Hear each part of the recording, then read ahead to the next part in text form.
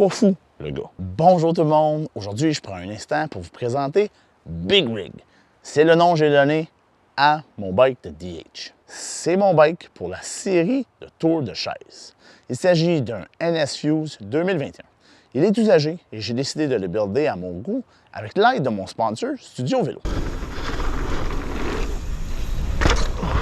Je vais vous parler des nouvelles pièces sur le bike et pourquoi j'ai choisi ces pièces en particulier. Originalement, le bike était équipé de Raceface ARC 30 HD qui ne scellait pas tout plus, avec des pneus plutôt moches et des hubs avec un engagement vraiment inadéquat.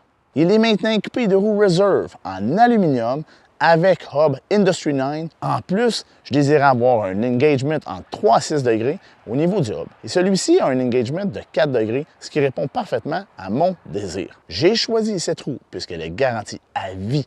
J'ai vécu à 2 reprises le procédé de garantie avec les roues Reserve et l'expérience fut parfaite et sans problème. Donc, ils ont réussi à faire de moi un client. Les roues viennent également stock avec les valves Reserve que j'aime énormément. Tout cela pour un prix très acceptable de 915 $ plus taxes. Je ne vois pas vraiment d'autre chose sur le marché qu'un aussi bon rapport qualité-prix. Sur les roues, j'ai opté pour un pneu assez nouveau chez Schwalbe, le Taki-Chan. Ce pneu fut designé en grande partie avec Amaury Perron de la World Cup de DH. J'avais été agréablement surpris et heureux de mon setup de Schwalbe sur mon Santa Cruz 5010 en 2022. Un review suivra au courant de l'été sur le pneu. Ma roue arrière est aussi munie d'un couche-core. Le set de roues Raceface sera mon backup en cas de bris majeur parce que downhill. Le NS était aussi équipé de suspension Fox Factory, une 40 à l'avant et un X2 à l'arrière. La 40 offre un débattement de 203 mm avec tous les ajustements possibles, donc je suis très satisfait à ce niveau-là. Lorsque j'ai échangé mon Cannondale Jekyll contre Big Rig, le propriétaire m'a mentionné avoir un deuxième Fox X2 qui était sauté. Je l'ai pris et vous allez comprendre pourquoi. Si vous ne connaissez pas la saga des Fox X2, faites une petite recherche sur Google, là, mais l'histoire courte, c'est qu'ils font défaut, sauf pour les modèles 2024. J'ai donc pris le choc sauté additionnel et je l'ai apporté chez S4 Suspension lors de la soirée de formation sur les 50 heures de suspension à laquelle j'ai participé. Petite parenthèse, si vous désirez savoir comment faire vos 50 heures et en plus de les réaliser accompagnés de techniciens qualifiés, les soirées de formation S4 Suspension sont phénoménales. Donc retournons à l'histoire principale. Le choc Fox X2 Factory brisé a été changé par Fox gratuitement. Ensuite, j'ai installé le nouveau 2024 sur le bike et j'ai rapporté le choc qui était sur le vélo.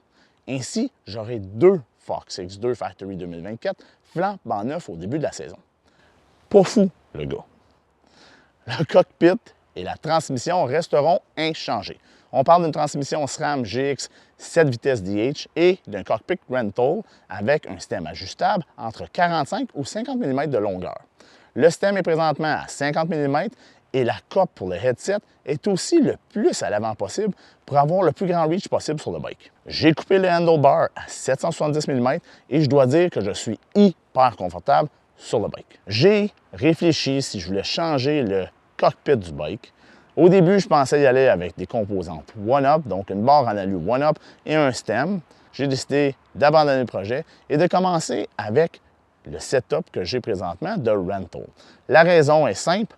Ainsi, je peux savoir si 50 mm ou 45 mm me convient mieux au niveau du stem, parce que le stem de One-Up vient seulement en 45 mm. Donc, je vais essayer mon bike en 45 mm et ainsi, je vais pouvoir savoir si je suis confortable ou non. Ça va me permettre de savoir si je veux faire ce move-là et si c'est quelque chose que je vais faire, mais c'est quelque chose qui va se produire au courant de l'année. Aussi, j'ai équipé Big Rig avec mes points de contact favoris, donc des grips Fabrics et des pédales T-Mac de Daiti. C'est plutôt simple, c'est la pédale maintenant que je préfère. Depuis que je l'ai essayé après les One-Up en alu, je suis tombé en amour avec ces pédales-là et j'ai ça sur mon trail bike et j'ai ça sur mon DH bike maintenant. Pour les freins, le vélo a été équipé de SRAM Guide RE avec des disques de 200 mm en avant et en arrière.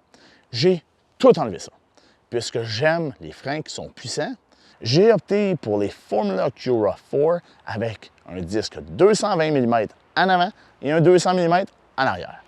Et 220 mm, je ne sais pas si vous avez eu la chance d'en voir, là, mais c'est assez impressionnant comme taille de disque. Pourquoi je suis allé dans cette direction-là? Bien, à date, j'ai roulé quelques freins. J'ai roulé du Code R, que je n'ai pas aimé.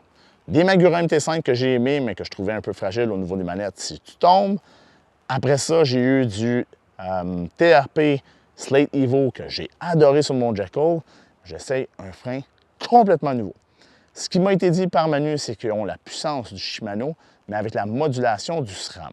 J'ai bien hâte de tester ça. Je suis quelqu'un qui aime quand même des freins très puissants, comme ça je me sens en sécurité sur le bike si j'ai besoin de fermer les freins et d'arrêter rapidement pour me sortir d'une situation. Il va y avoir un review sur les freins au courant de la saison 2024. Maintenant, la mauvaise surprise, bien, la voici. Les pédales sont complètement saisies sur les cranks et le 8 mm est complètement strippé sur le non-drive side du bike, donc on n'est pas capable d'enlever les pédales originales. J'ai donc opté de remplacer les cranks par des Raceface Atlas flambant neuves ainsi que le bottom bracket. J'ai choisi les cranks Atlas de Raceface pour quelques raisons et les voici. 1, sont garantis à vie. 2, sont capables de prendre beaucoup d'abus. Et 3, j'ai très confiance dans le produit. Ben doucement. Je veux prendre un moment pour remercier mon sponsor Studio Vélo pour le support et les pièces pour le build.